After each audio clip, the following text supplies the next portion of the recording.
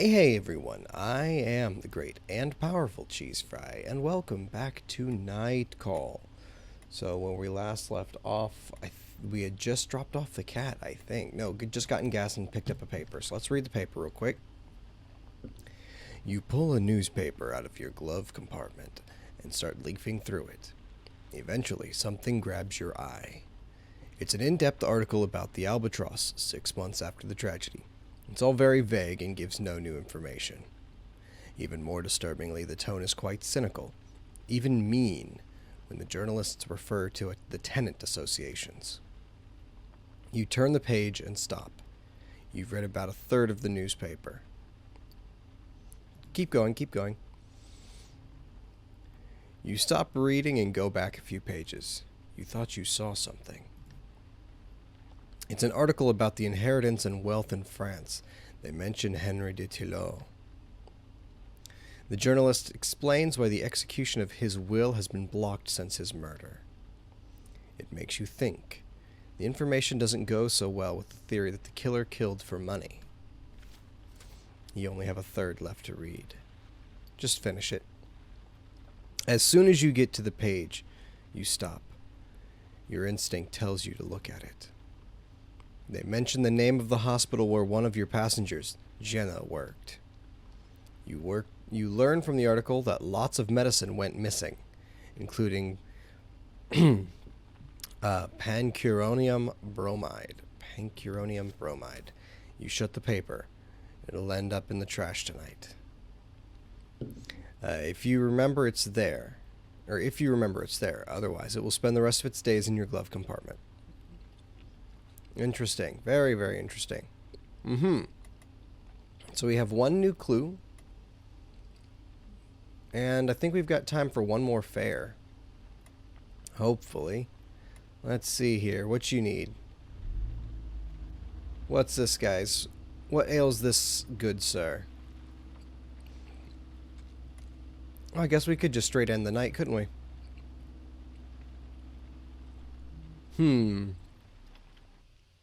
This will use up the rest of our time. We'll go over. He's going to the hospital, though. Not a very big fare. I think we'll be alright to just head home then. And wait. We've got time for this young strapping fine fellow here. More and more clues. Very good. Christophe. And it'd take us less time, so we'd have more time for clues. The 13th. Wasn't someone else going to the 13th? Interesting. The customer getting into your cab is in his late teens and looks exhausted and absolutely terrified. Look at him. The poor guy. You sense he's nervous, on edge. He's afraid of something. The 13th arrondissement, Rue de Clas... I actually missed it. He has a slight drawl, an accent from the provinces. Maybe Alsace? Somewhere in eastern France, anyhow. In other words, slight German hinge to his voice. You start the cab. A lengthy silence ensues. The smell of your passenger is unmistakable. Alcohol, strong and cheap. How's the party? The young man practically jumps. The party? Right, yeah, the party. With a bunch of college friends. We were celebrating the end of midterms. A slight nod of the head. He seems exhausted. He's holding something back. Or maybe. I don't have any money on me. There was a little trouble at the bar, and my wallet got stolen. He clears his throat. Some chick I'd never met before went through my pockets. I actually thought she was hitting on me. So, how are you planning on paying the fare? Don't worry about it. When we get to my friend's place, she'll pay. She won't want to come outside in this cold, though. I'll have to run in and out. You don't believe a word he's saying, and he can tell you're not buying it. Otherwise, I could... He averts his gaze. I was thinking maybe I could...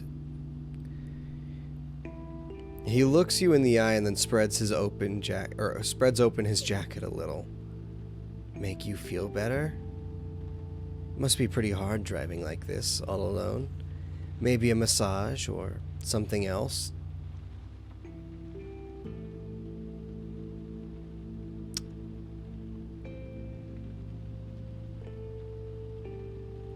Bud, this is not fake taxi. You're in a real-ass cab. Money or get the fuck out. He breaks off and looks down at his crotch. Yeah, just stop the cab. You turn the wheel hard to the right and pull up to the curb. It'd be better for both of us if you got out here. He lowers his gaze. Yeah. He opens the car door and climbs out. You're all a bunch of... Your ears ring for a second or two. Young man just stands there for a minute, then his shoulders start to shake and he breaks into a run. A moment later, he's gone. Yep, that sounds about right. I feel like I could have gotten something out of him. Other than his ass, but I think we're gonna call it there. Yeah, I was about to say, end of day. Let's see. Check the Pasido menu for details. You did not pick up Anita. You spied on Geraldine.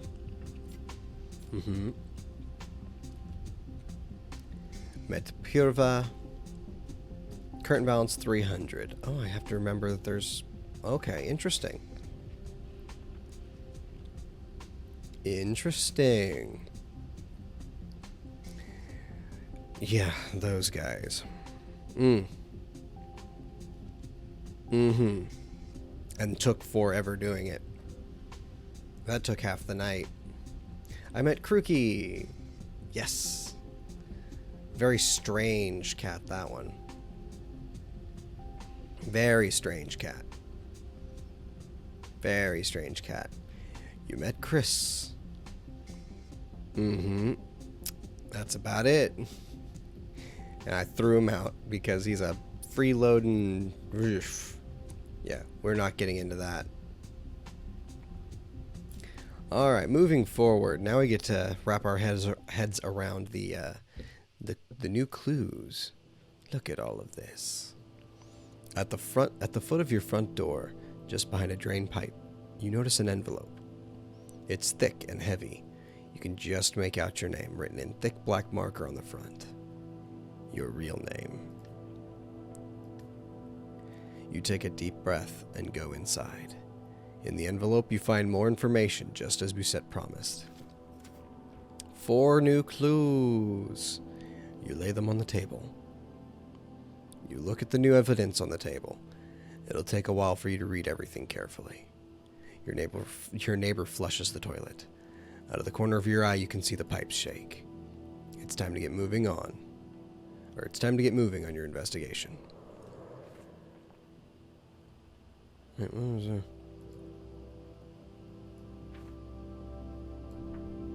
Hold on. So the killer case,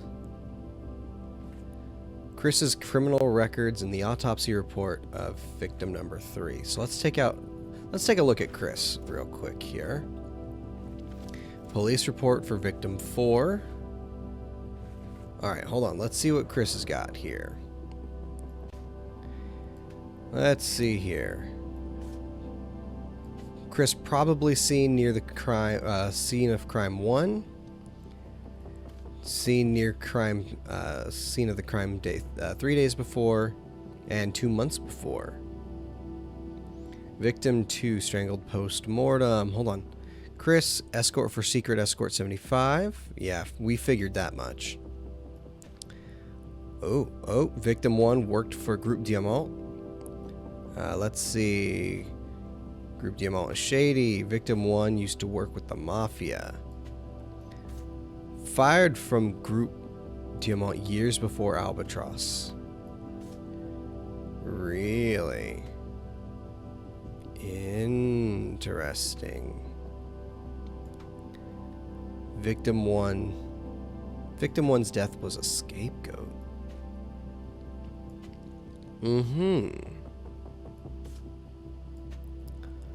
Let's see here. We're getting like really tangled now. My, what a tangled web we weave.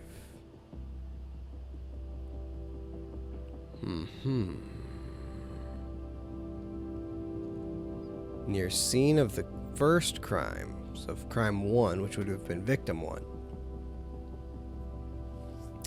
Did not pick up Camille or Anita. Didn't learn anything new there.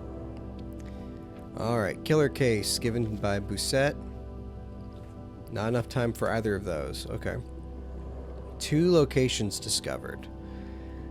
Death by injection of muscle relaxant leading to asphyxia. Okay, so this must be victim 2. Victim surprised by injection.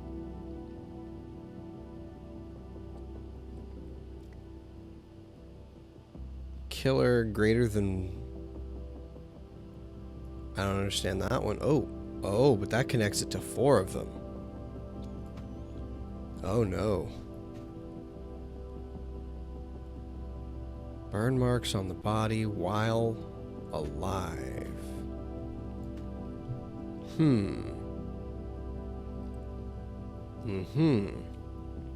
Well, I still got to pick up Camille and Christophe, you know. Oh, 1 meter, 75.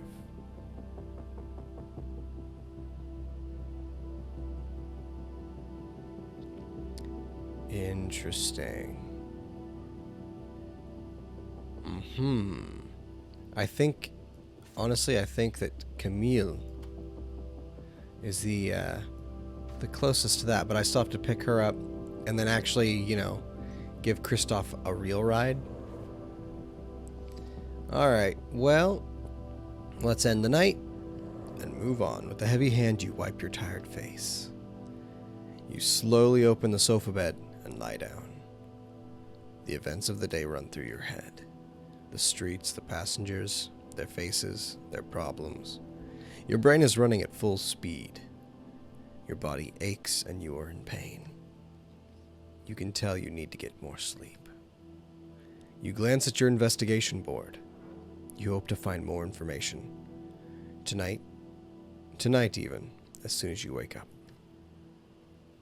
You shake your head and your mind wanders for a second. And suddenly, you're asleep. Next day. Move on. Next day, you open one eye and then the other. Oh.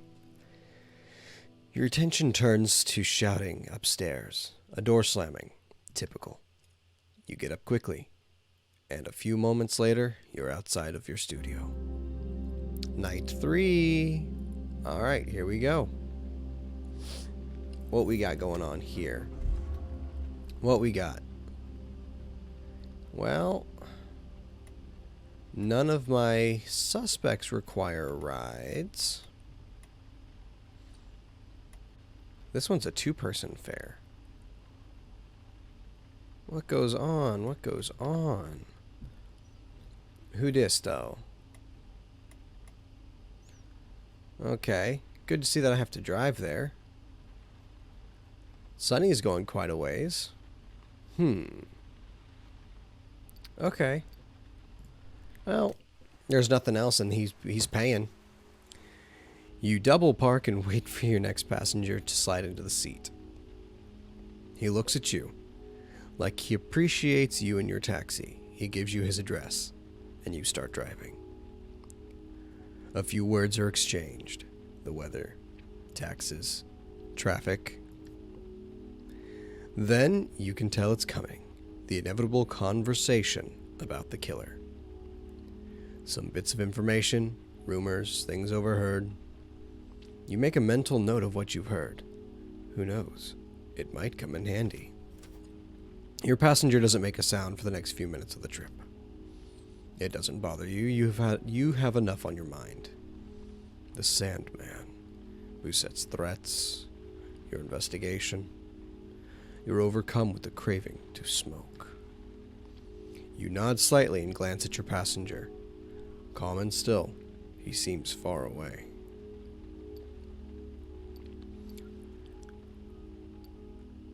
Having a good evening? Yes, very good. He slowly turns his head and gives you an odd look, like he's disappointed you're talking to him. He watches you closely for another minute and turns to look out the window. You keep your eyes on the road. The silence becomes heavy. All of a sudden, you feel a strange sense of camaraderie with your passenger. You look at him quickly in the rearview mirror. He doesn't look familiar at all, and yet, it's like you know him. A second later, an outside light shines on his face at a weird angle. It looks like he's smiling. A few seconds later, you drive down his street. He straightens up a bit. You park in front of the number he gave you. He pays his fare without a word. The door opens slowly and he smiles at you. You can tell it comes from the bottom of his heart, despite how uptight he is. You're a really swell guy. You weren't expecting that. By the time you collect your thoughts, your passenger is already far away. He disappears into a building. A moment goes by before you turn the key in the ignition. And give us a small tip, that's good. Okay, what next? Alright, no shiny golds, so I have to scratch my nose. Ew, ow, We will, let's see. He looks like he's having a good night. Shady-faced folk, these two. I think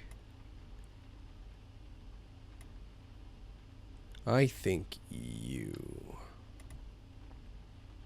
Here we go. Man, this guy drives like a madman. I need to get out of here. Xavier Tusev. You mean this Zorro-looking motherfucker? Fuck it, man. He's only going a couple K. You pull up next to the sidewalk, a few meters from an abandoned warehouse. No sign of your passenger. You wait a minute, staring at the meter. You really don't feel like wasting your time on people who... You hear a window break on the second floor of the warehouse. A body falls heavily onto the sidewalk. You lay your hand on the door handle when a man dressed entirely in black jumps out the window and lands on the body. Jesus. He stands up and takes a few steps over to your cab. Are you the cab I ordered? You nod your head very, very slowly. Super. I'm the one you're waiting for. Be right there. He turns around, places his fingers on the neck of the inanimate body, takes his pulse. He comes back over, opens the door, and jumps into the back seat. You can start driving. Nearly, please. You follow orders without a second thought. In back, your passenger smells like sweat and gunpowder. He's been running. Been in a fight, maybe. Probably. His muscles bulge in the rhythm with his heart, which is racing. Good evening. Pretty good, yeah. He smiles, or tries to. You see blood on his otherwise impeccably white teeth. I screwed up a little, but all in all, it was a good evening. Fuck. You? Yes? Okay, alright. Come on. Let's talk about the elephant in the room. You're on to me, and you know it. I'm the masked Joker. Silence. You squint to get a closer look at your passenger. The masked Joker? The hero that makes Parisian nights more peaceful? No? You slowly shake your head. Nope. Doesn't ring a bell. I'm all over Twitter, so probably on the radio and in the newspapers, I think. Sorry. Oh, don't worry about it. It's normal. I'm only just starting out. It's hard to manage everything at once. The marketing campaign, physical training, managing the equipment, the sponsors, plus the actual fights, you know? He grins widely. Ooh, that's teeth. You can see he is young and bursting with motivation. So how about the name? You like it? I'm not sure I get it. It's Joker, like the card. And I'm masked because I'm wearing a mask? Silence ensues. Your passenger eventually clears his throat. See, I wanted something that wasn't too... He searches for the right word, beats around the bush, and eventually comes out with it. Problematic. I did a lot of brainstorming and came up with the masked Joker. I haven't gotten great feedback, but it's hard these days to find a name everyone likes.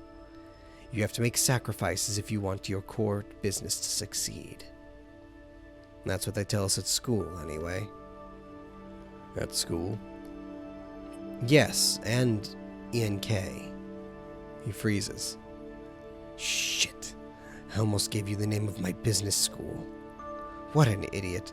Can you imagine if Bruce Wayne went around telling everyone he was Bruce Wayne? Huh? No, Batman. If Batman went around telling everyone he was Bruce Wayne. I'm getting all mixed up. If Bruce Wayne introduced himself, man, that would be a problem, wouldn't it? He touches his sides for a while, and he's looking for a wound. You're getting close to your destination. I think I'm hurt. You want me to take you to the hospital? No, I'm fine. I shouldn't have jumped out the window like that. But you were already coming down the street, and I didn't want to make you wait. You smile. Pull over, right in front of the driveway. You obey. Don't worry, it's just a flesh wound. I'll be home in 2 minutes and I'll have everything I need to take care of myself. He pays and struggles to get out of the cab. One last thing. Please don't say anything about N-Kid. I'm trying to lead a double life and it's not super easy. I don't know what you're talking about. N-Kid, my business... Oh, I just got it. You're playing along. Okay, great. He looks at you for a minute. You're a real classy guy. He walks away, limping. You watch him as he tries for several times to enter his building code before heading inside, finally. As you go to start the engine, you noticed a few drops of blood on your fingers. From the bills the passenger handed you. Lovely. Lovely. Didn't make a whole lot there. So technically this would not be profits, this would be revenues. Just saying. Just saying. Got a lot of info cards around here. The fuck is you? Hold on. Let's head to an informant spot real quick. And then I'll do another fare. Out of nowhere, you hear a voice whispering into your ear.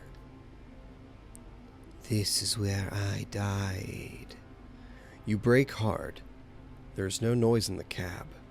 No noise outside. A silhouette appears on the back seat of the cab. Its features appear one by one, as if drawn with a paintbrush. So much suffering. You squint. A little boy. Would you be so kind as to drive me? Where? Very well. Let us drive, then. The boy's silhouette flutters for a moment, then disappears entirely. You hold your breath. On the back seat behind you, the boy slowly reappears. You start driving. Rue des Brussières, please. You stare at the rear view. Start driving. The little ghost heaves a short sigh. He seems happy. Your stomach starts to growl. You're hungry. Strange. Usually you never fall victim to the night munchies. Your colleagues often gain weight when they work the night shift. Nothing to do but snack. Tonight, however, you are famished. We are going to the Rue des Rosières to eat the best falafel in Paris. I love walking around there, drinking in the smells, hearing the hiss of fried food, seeing juices and sauces dripping off the sandwiches. He's almost giddy. Oglers who twist every which way to catch a piece of tomato about to fall. His silhouette blurs. I wish I could taste it all. The rear window lowers all by itself. A gust of icy cold wind fills the cab. Phew, that voice. I run out of air so fast. You close the window as quickly as possible. Behind you, the little ghost's voice starts to break up, scatter. I can just imagine, but it's not the same. It's just not like the real thing. No, not at all the same. He seems far off, about to disappear. Everything all right? He does not answer your question and becomes vague and hesitant. They're screaming, shouting, throwing themselves onto the ground. A bomb goes off. Another. The same. He catches his breath, looks outside, points at something in the distance. There. Rue des Rosières. I'm getting lots of buzzing. Oh, it's just emails, okay. Paris stopped here. The city wall on which so many children played hide and seek no longer exists. I never even climbed up there. Now the stones are hidden in other buildings, and no one will ever find them again. Such is the life of a city.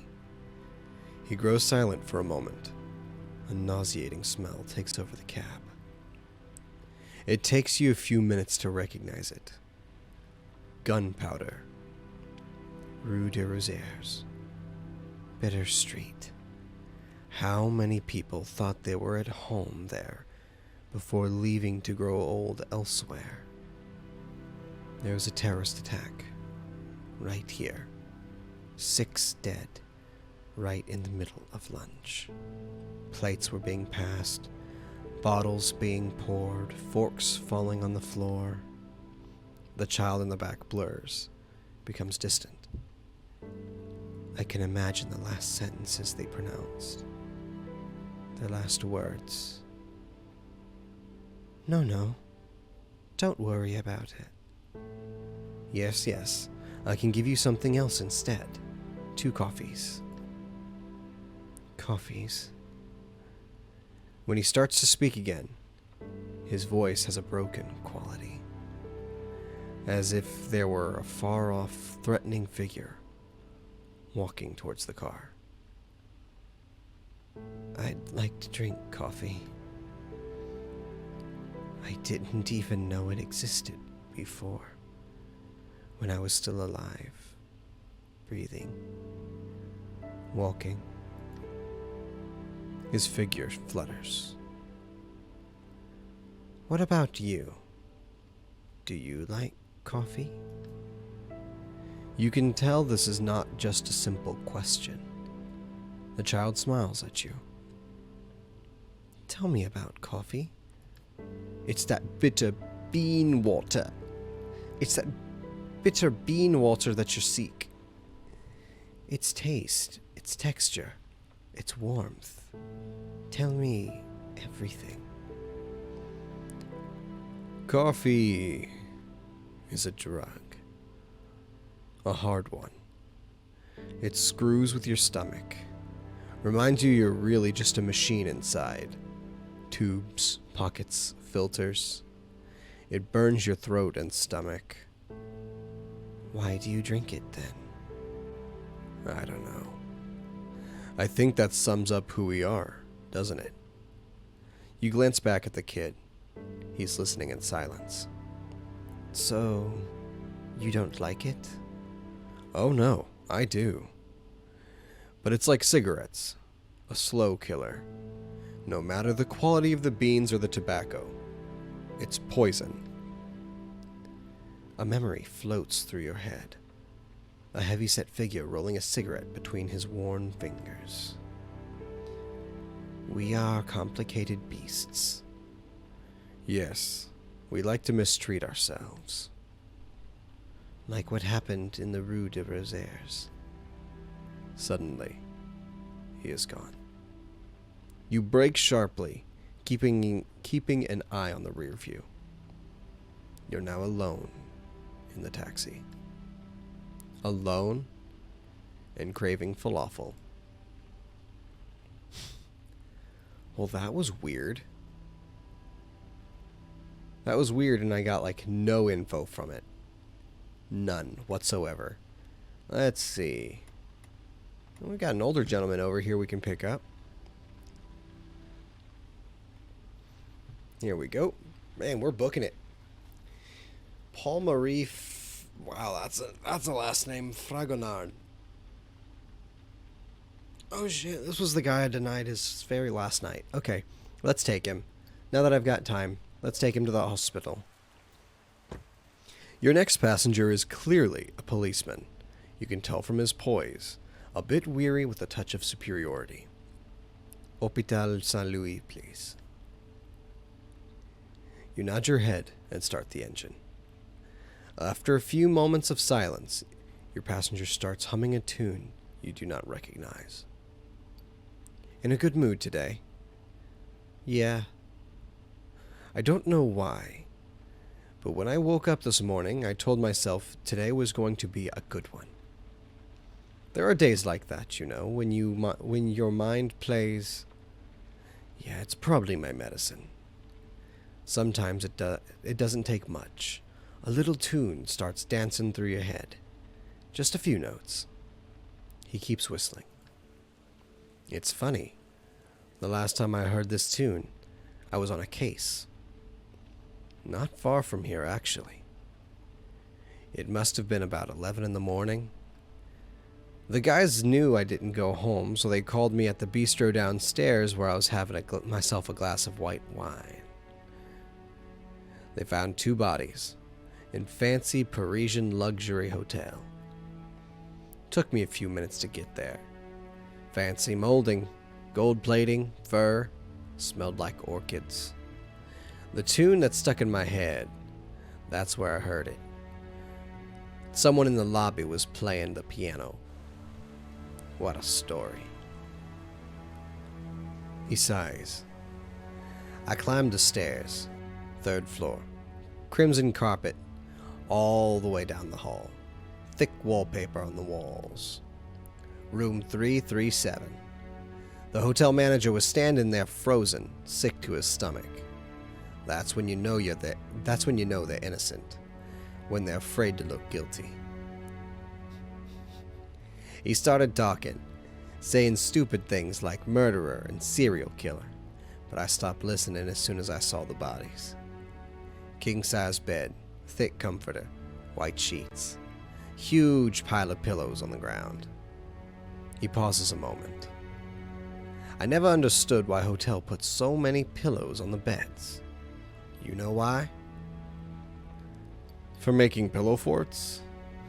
He smiles at the thought. Not a bad idea. To protect yourself, create a barricade. Don't think it'll stop bullets, though. Right, my friend? He sniffles and takes a second to gather his thoughts before getting back to his story. Anyway, 2 bodies, a man and a woman, about 65 years old, their arms around each other, a few spots of blood on the man's pillow. That's what got the manager's attention. He wouldn't leave me alone, a real motor mouth. I told him not to touch anything and to shut up.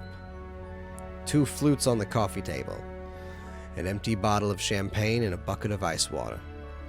Next to the window, a tray, a small jar of caviar, some lukewarm cream, and a few blinis. Blini, I think? I don't know what that is. I turned toward the manager and said, "Double suicide." Double suicide? He smiles slyly at you. Well, yeah, obviously. But the manager didn't believe me either. I brought him to the bathroom and showed him the bathtub. There was dried foam on the edge, some streaks of water on the floor. Double suicide, I said again. In a couple hours, we'll get a call from the kids or grandkids. They'll have gotten a letter in the mail. One of them, or maybe both, had cancer or some incurable disease. Or they were just done living, done with this world, with everyone. They threw their savings into a luxury room, ordered room service, and at midnight, they downed some barbiturates with a bottle of champagne and then went to sleep. He pauses. What about the blood? The blood? Ah, I see you're paying attention. Nothing much to it. The man shaved before going to bed. Cut himself. He smiles. I told the manager what I was thinking. What better way to advertise your hotel? The perfect place to die. Told him he should take an ad out. You pull up in front of the hospital. In back, the policeman is whistling the tune stuck in his head. He pays you. Sometimes I think about doing the same thing. Getting a room, packing myself in. But then I think about all the paperwork a dead body would make for the police. He smiles at the thought. Have a good day. He gets out of the taxi and enters the hospital. You notice a newspaper on the back seat. Your last passenger must have left it behind. Or the one before. You grab it and put it away. Could come in handy. He didn't tip much, but then again, he's a policeman. He probably doesn't make much. Alright, what we got here? What we got here? Lots of folks. Okay, I really want to know what this guy's story is. Do I have enough time to read the paper real quick? Yeah, let's read the paper real quick. You pull the newspaper out. Eventually something grabs your eye. The article you're looking at details the career of the Sandman's first victim. He was fired from Groupe Diamant before the Albatross fire. You make a mental note of this information. You turn the page and stop. You've read about a third of the paper. We'll get back to it. It'll end up in the trash tonight. If you remember, it's there. Otherwise, it'll spend the rest of its days in your glove compartment. So Is that a fucking Santa? That's a fucking Santa. But it's not Christmas time, is it? Okay, I'm really hoping this... I really want to know this guy's story, but we also need to learn more and more. Plus, this guy pays well anyway. So, we're going to come over here to Mr. Legoland here in just a minute. But first, this motherfucker. Alright. I'm going to Irvi. Alexander Leclerc. One more time. Alright, we are going to give Mr. Alexander a ride in the next one. So thank you guys so much for watching.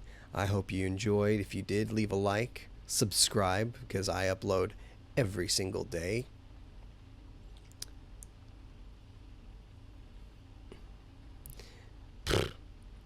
And, as always, I'll see you tomorrow.